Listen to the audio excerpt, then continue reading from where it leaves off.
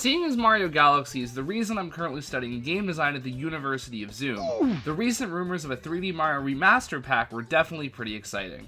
If you ask me, the 3D Mario games, specifically 64, Sunshine, and Galaxy, are some of the best and most important games ever made. But re-releasing them begs the question of how they could be made even better. This is the chance to bring these games up to modern standards, so I think just porting them and slapping a Dolphin HD filter and calling it a day would be pretty lame. Because, you know, we can already do that for free. So I'm going to take this opportunity to go through what I'd like to see if this rumor actually ends up being true, or if any of these remakes ever end up happening in the future. Also, no 3D Land or World, not really much to say there other than more levels and run 3D Land through Citra a few times. So yeah, I guess we'll get started with... Saloon, Bowser! Mario 64 is a really weird case, since the game basically has two different versions. And unlike Sunshine and Galaxy, both of these look like ass and one of them kinda plays like it. So I think an overhaul using the Odyssey engine would work really well.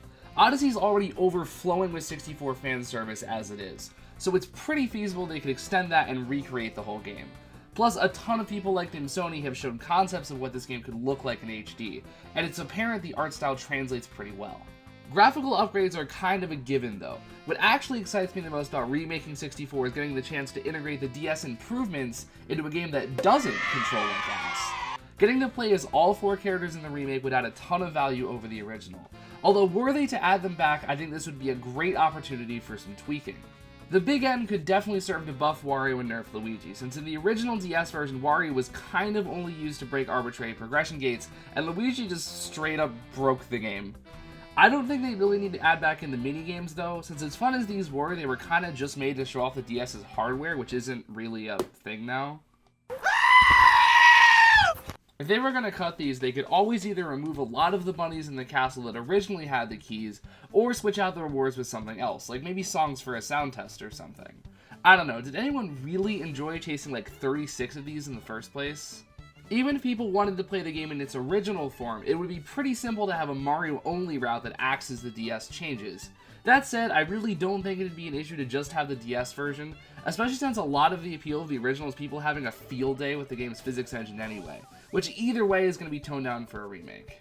If we're going to do a full Mario 64 remake, we might as well go a little deeper and try and fix some of the core issues with the game. Because trust me, as revolutionary as everyone claims this game is, that doesn't make it exempt from some pretty serious design problems.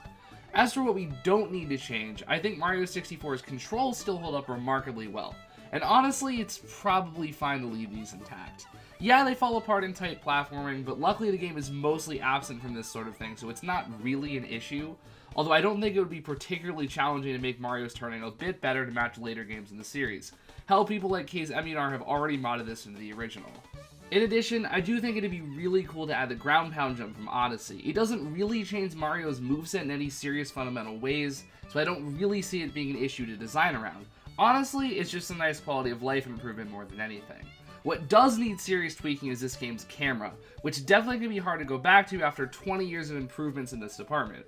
Honestly, the auto camera does a pretty good job most of the time, so I don't really see that much of a need for improvement here. However, what does need to be changed is the manual control, since the system in the original is honestly so bad it's hardly worth using. Luckily, this is a pretty easy fix. Just implement a normal 360-degree camera system similar to Odyssey and call it a day. Just for the love of God, don't invert the movement like Sunshine.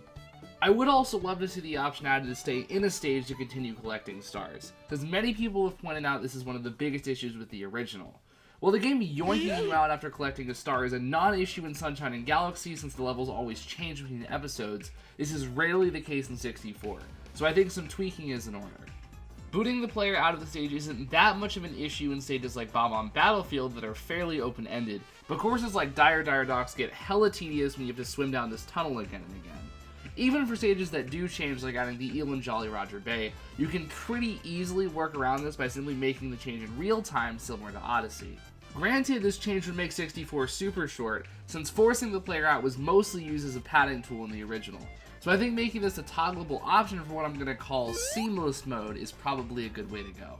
Generally, if you're going to be messing with a game as important as Mario 64, pretty much the only way to avoid backlash from at least someone is to include an option to play the game as it was before. Remember this as we discuss 64's sequel, because as much as I love it, I don't think we're getting through this without some major changes. So anyway, on to